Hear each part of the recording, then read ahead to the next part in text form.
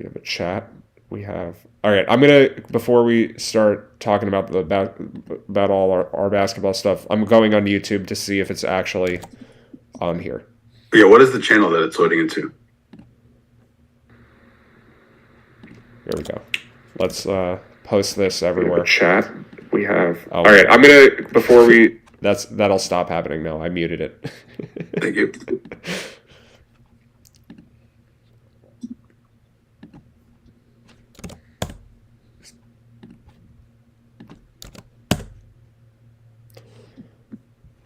That's my Preaching Sense logo. Good intro for everybody. Preaching Sense is a very weird website. All right, so it appears we are live. It is episode 1 of the NBA show, whatever we want to call it. Thank you very much, Matt, for getting together with me. We work a ton behind the scenes. It's been a long, drawn-out process, but super excited to get started and get working on NBA stuff. We got some analytics guys behind the scenes. Mike G will be making an occasional appearance. For now, I am Michael Lockie. I am primarily a poker guy, but we have drifted into the sports betting world and more or less I'd have to consider myself a professional sports trader at this point, right? And that's a distinction that took me a while to come on. But, you know, I have some experience in other gambling professions. So a lot of this is a little bit natural to me. Matt has been a high stakes sports gambler for a very long time. And it's been a pleasure meeting him. Matt, how are you feeling today, buddy? I'm pretty good. Yeah, this is very exciting, and I'm kind of nervous. Like we've got all this basketball information to share, and we're just kind of figuring out how to share it. So this is going to be a little bit of a work in progress, at least for a few days, and then I don't know. I think this is going to be a thing that people need to watch because, you know, formerly working for DraftKings and also just like knowing a lot of people who bet on sports. Everyone's doing this wrong for the most part. Like people just have no idea what they have no idea what they should be looking for. It's not that they can't find it. They don't even know where to look. So, you know, people bet with their gut. People bet based on trends. People bet based on numbers that are bad, honestly. Like those are the sections. And then maybe there's like a tiny sliver of people who are using like the right data. Yeah, when you use news, you could even get it wrong. That's a problem that I run into quite a bit is like, okay, there's a piece of news, but is it baked into the numbers already? Yes or no? And then what is the actual outcome of this piece of news? Is there an actual expected line movement or not? There's a ton of information that we're going to get into. So do we want to, let's get into yesterday first. Yeah. You know, primarily I only had action on the Celtics. I did have an early line of -11. Matt talked me into that, and I thought that was fairly sharp. We had the closing fair line at somewhere in the 14.5 ballpark, if I recall correctly. Yeah. The only news that happened for that game was Trey Mann didn't play. I think his value is pretty much 0. So yeah, the projected line was steady the whole day. I was hoping that Shai Gilgeous-Alexander wouldn't play yesterday. They were coming off a Sunday morning 145-point game in New York to beat the Knicks. And the Thunder, maybe this year is different than last year, like they were actively tanking last season. I would love to have that conversation. I think the Thunder are an interesting team right now. I was shocked when I pulled that game up and saw their record was almost 500 already. And they're playing some really good ball right now. Like, there's also a conversation that we're going to start having a little more in the sense of teams and players behave differently leading up to the trade deadline. And I do notice there was a recent Shai is like pretty pissed off with losing. He doesn't want to be on this team anymore. Is he a valuable enough asset that they just hang on to him? I don't know what his contract situation is like exactly at the moment, but clearly, you know, moving Shai, one of the ways you would do that is like that player doesn't pass the ball as much. He just shoots a lot more. He becomes selfish for a short period of time. And the NBA is a lot about decision making and incentives. And if players are incentivized to be selfish, they're going to act that way. So Matt, do you have any thoughts on that? Yeah, I know we got into this a lot last year with Embiid, and like he was playing for MVP. Like there was a point where there was no projection source on the planet that I know of anyway, but probably all of them that were adequately projecting Joel Embiid to score points. Like he just went from a 23 point a game under almost every day for like a month straight. And there was a point where if Mike wasn't such a 76ers homer, I would have lost a ton of money on Embiid last year because the line was off by a ton of what a reasonable projection should be versus what an actual projection should be. You can't bake that stuff in all the time. It's really hard. Yeah, so to give specific context to that, people probably don't remember, but Joel Embiid was scoring somewhere in like the low to mid 20s in points early in the year. And then at a certain point, like I think it was maybe early December, he just started scoring 30 every night. And every projection source had him like 24 and a half, 25, 25 and a half. Like those were his projected points. He had a 30-point streak games, or he had a streak, right? Yeah. And he was protecting at some point. Yeah, I remember that. He was going 6, 7, 8 points above his total every night. I got burned, I think, 2 times, and then I was like, something's going on here. I'm going to stop betting the Embiid unders because, yeah, it's just like the numbers are not catching up to what he's decided to do. So that, for Shea, that may be happening also. There's 2 lessons there, though. Like, the market knew something more than the projections did, right? So it's important that sometimes, we're all numbers guys, and we're going to be presenting a ton of numbers on this show, but when some of the biggest values are popping, it's actually sometimes important to remember, sometimes the market knows something that you don't, and sometimes it's important to circle back. Yeah, for sure. So one of the things that I have in this sheet to account for that from like a spread betting perspective is I have this manual adjustment column. You can see the one there. There's Portland has 4 for home court. Part of that is because the Spurs played a back-to-back. They played last night. They're on a back-to-back. And then 1 extra point because really like Portland may be better than the ratings think. And so the market may just be onto. I still think the Blazers are dramatically overachieving, but I'm willing to at least concede that they might be a little bit better than the ratings. So maybe the truth is somewhere in the middle. So shifting what I think towards the market is sort of something I've always done. Like if I like a projection source, I almost think you can take what the projection source says and the actual betting line and go somewhere as like an average of that as your prediction. I think if your model's really good, you probably don't need to do that. And for the purposes of using the 538 ratings and making spread predictions based on that, I generally don't do that. I think the ratings are good enough to stand on their own. But for certain cases, I think at least shading a little more towards the market does make sense. So there were a couple teams yesterday where that was, maybe the OKC is a team where I need to give them more of like a manual bump because they have played so well. But then again, like the sample sizes on this stuff are so small. Like we had, I'm trying to remember the game. Okay, here's the game. OKC played in Detroit about a week ago, and they opened +4 for the game. The Pistons were 4-point favorites. And the line closed at OKC -2. I didn't get the opening line. I hadn't updated the sheet overnight. But the model, like the one we're looking at on screen, had it that the Thunder should be 2-point favorites. Like it basically moved 6 points. I think the line was maybe only available at a book that I don't have access to. Maybe that was the reason I didn't bet it. But it moved 6 points overnight for the Thunder to go from +4 to -2. And then the Pistons beat them. So, like, yes, the Thunder have had these 2 or maybe 3 great games in a row. They beat the Raptors, they beat the Knicks, and then they almost beat the Celtics. But if you just go back 1 game earlier, they lost to Detroit. So, yes, we want to, like, see what the market might know that we don't. But at the same time, I'm really trying not to fall prey to, like, the small sample sizes and, buy into that too much. That's literally why we have a show, is to dance between those 2 things. Yeah, it's hard, but like people forget, like most people are probably not aware that Detroit game exists, and they probably watched Boston game on NBA TV last night and were like, wow, there was a poll on the TV during the game. Do you think the Thunder will make the playoff? Or it was like, how long will they stay in playoff contention? And 48% of the people, there were, I guess it was 4 choices. It was like November, December, January for how long they'll remain in contention.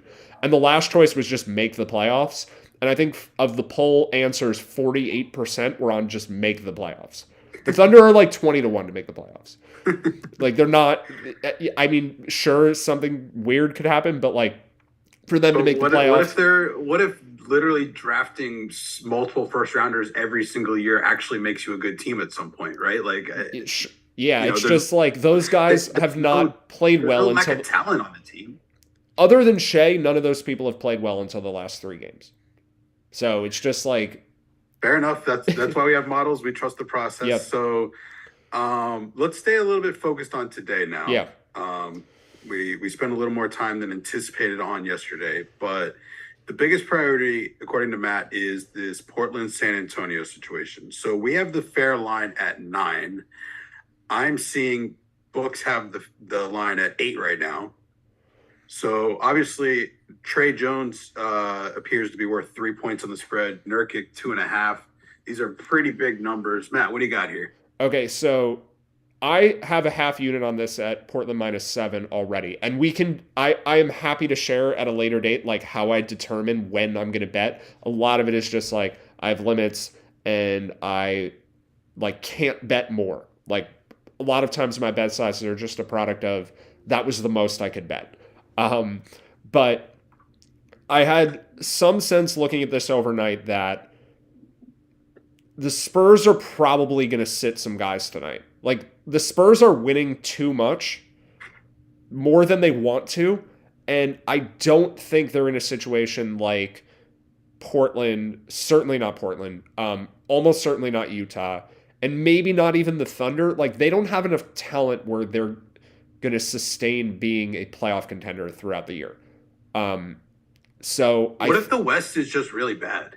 But I don't think it is like, okay, yeah, this is a good thing to bring up too. Like the Western Conference top 10 teams, we can name them, but there's probably like 6 of them that are near locks for the playoffs. I guess just to rattle them off quickly: Phoenix, Golden State, Memphis and Dallas, Denver, and then New Orleans, Utah. Like now I'm getting into like probable playoff teams: New Orleans, Utah, the Clippers, the Blazers, and the Wolves. That's already 10 teams. In order for a team like a surprise team to make the playoffs, they have to pass 3 of those.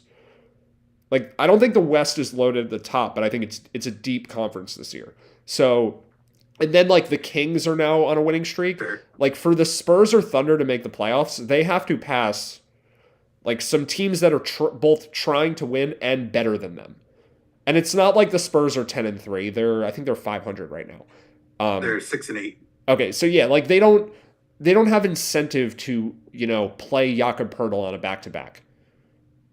Right? And also if he gets hurt, like that's a trade asset that they've now lost. So I think we're 14 games into the season. We're now at the point where like, yeah, if the Spurs were 9-5 right now, sure, they might be, reevaluating I feel where like they are. if the team's trying to trade a guy, they run him out more often. And there's a showcase thing that occurs.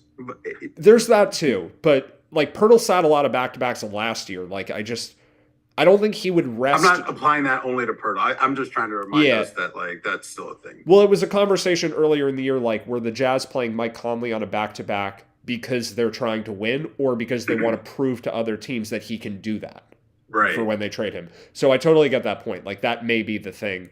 But I think in the case of the Spurs, they just kind of default to like, hey, this is our one of our best players, maybe our best player. And we may want to trade him, but ultimately, like, it's also just, the guy can have a night off because we don't care if we win. They were doing that last season. What is Jakob Poeltl worth the spread? You have it cut off a little bit on the screen. I actually don't have that number on there, but he's about 3 points also. So here's the thing with the Spurs. They have a really, really bad bench. They have Trey Jones is legitimately good. I was a little surprised when I typed his name in here, and the 2.2 came on the screen. So that's his rating per 48 minutes. But he's actually worth way more than just his pure rating because the backups on the team are negative. They're like significant negatives. Yeah. And the same is true for Poeltl. I don't know who they would start in his place. Like last year it was Drew Eubanks, who's really bad. This year, he's not on the team anymore. Yeah, Gorgui Dieng is probably a decent amount better than that, but I don't even know if they play him. Like, does he even make sense to get in the rotation on this team? But regardless, Poeltl's really good. So Trey Jones didn't even play last night. He was out with an illness. Could he be back? Maybe. He's listed. He's not even listed, but I would assume he's going to be listed questionable at some point today. He's in the projections, but he may be out. So I think Jones is like, toss up. We don't know if he's going to play or not. But even if you just remove him, if Yusuf Nurkic is in, we've got a projected spread of like 12. So when I was looking at the bet last night, that was kind of what I was thinking. Like Nurkic has been out a while. I think there's a decent chance he plays. Trey Jones didn't play last night, so he's not being rested, but they may just continue to hold him out because they don't need a guy playing sick when they don't care if they win. And then if you take Pirtle out of this game, and maybe Keldon Johnson, he's been dealing with some injuries over the last 2 seasons. Devin Vassell is rested this year already. I think there are a couple examples from last year where San Antonio was like, our whole starting lineup is just going to sit tonight because whatever. Let's give the young guys. They were the ones that started it all when they sat like Tim Duncan on this big trip to Miami, like on a prime TV game. They're the ones that started. Is that how long ago that was? That the rest thing began? Yeah, absolutely. It was LeBron and like Bosh and Wade were in that game. Okay, that does ring a bell. I'm pretty sure. Yeah, it's definitely the Popovich thing, or it originated with. Yeah, that's always sure. So very interesting. So basically, you have Nurkic in for the minus 9.1.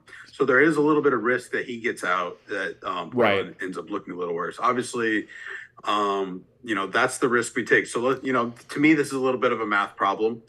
If they're all out, it looks like. See, if we roll them all out, San Antonio would go to like 6. If Jones doesn't play, Pirtle doesn't play, and Nurkic doesn't play? Or no, go to 12. Yeah, we go to 12. Yeah, but then if we get the worst case scenario for a Blazers bet is one where the Spurs bring back Jones, he feels okay today and he plays. They don't rest anyone. I guess the argument for that is they lost by like 40 last night in Golden State. Pirtle played pretty low minutes, I think. He was well below 30. So they could just be like, everyone's well rested. They didn't even play in the fourth quarter last night. Right. And then Nurkic doesn't play tonight, and now you have a fair line of like 6.5. Yeah, Pirtle only got 20 minutes. Keldon Johnson only got 18 minutes. So I think both of those are pretty unlikely to sit today for that reason. So that certainly makes them less likely to sit. Less likely, yeah, definitely. I mean, if they're going to sit, it's going to be a pretty clear sign of tanking. Like, I think this will be a good. We've had games like this throughout the year where we kind of like can gauge where like the organization's head is at. The cards get to turn face up, right? Like they have to reveal their hand here. So yeah. If they sit those guys tonight without injury designations after playing 38 combined minutes last night, it's like, all right, the Spurs don't want to win this year. All right. I think that's all that needs to be said on this game, Portland, San Antonio. Do we want to just quickly talk about like the logistics of getting bets down here? Sure. Because, I mean, honestly, like short of Paul George resting today, which I think is very unlikely considering same deal. Like there was a blowout last night. He played. Yep. That was something we had talked about previously. It looked like Paul George. He played 29 minutes. That's not a super small amount. He might have missed his last 8-minute run in the fourth or something. Sure, but that's not an amount of minutes where I think he rests. I think if he tweaked something and we don't know about it yet, he could pop up in the injury report. But as of now, I don't think there's any reason to expect him to be out. But obviously, if Paul George is out, we will be hammering the Mavericks. Right. So I think like a quick thing before we go for today is just to discuss the logistics of actually getting bets down in these situations. Okay. What types of logistics? So the point I want to make, like, I don't think... Are you trying to bring up the cash out option? Yeah, let's start there. Okay, that's a great one. Perfect. That's a great point to talk about. I don't think... So most people who bet, the kind of person who's going to watch us in general is probably not betting $5,000 a game. They're probably not even betting $1,000 a game. But they're also probably not betting $5 a game, right? Because those people, they're kind of just, This is for mid-stakes grinders. I think that's fair. And I think the mid-stakes grinder has no idea how much potential EV they could be having. Because, okay, just to give an example, I'm going to... Well, because they don't know it because they don't fully understand the rules of the game. So what you're about to describe is a unique rule to this game that I think needs to be understood. Yeah. Yeah, for sure. So I'm going to keep it broad for the sake of time, and also like we can always get into more detail later. But there are sports books. I think people, almost anyone who bets regularly, will know this, that will let you cash out your bets for either near full or full amounts whenever. Um, some books will only be for money lines. Others, even if you make a spread bet, it'll still basically like if Which ones are reliable here? Off I don't know, just cut out for a second. your head. Which ones are reliable for you here, off the top of your head? Which sports books? Yeah, which ones do you use for this purpose? So so DraftKings and FanDuel, I think generally only let you cash out money line bets, which Okay. is fine if you're bet, but like for Blazers, I don't think anyone wants to lay minus 400. I mean, we can talk about that, but whatever. Those sites, like you're looking at money lines only for cash outs, but then you've got like um, MGM and the Win and Bet365 and really most of every site, you can get a cash out on a spread bet. Um, the I guess the thing to bring up is that if it moves too much, you're either going to lose a bunch of value on the cash out or they won't let you do it anymore. But let's take this. We'll use the Clippers Mavericks game as an example. There is nothing in that line that is anticipating Paul George not playing. So if you bet Mavericks -7 and it turns out George plays, you can just cash out Mavericks -7. And no book is going to look at that and be like, there was anything weird about that. Like you're not going to run into. Can you pull that game up on the sheet real quick? Yeah, We have the fair line at Dallas -8.9. Yeah, I'm trying to figure out how to navigate this to get that to get just move. I think if you just move your sheet a little bit, if that's possible, like on your page. Do it that way. It doesn't seem to work. All right, all good. We'll figure out the visuals of this later, but. Yeah, you can. Okay, we've got the -9.1 for Portland here. The one next to Dallas says 8.9. Yes, so Matt has the fair line at -8.9. So that is probably worth taking a little bit of -7 anyways. Sure. But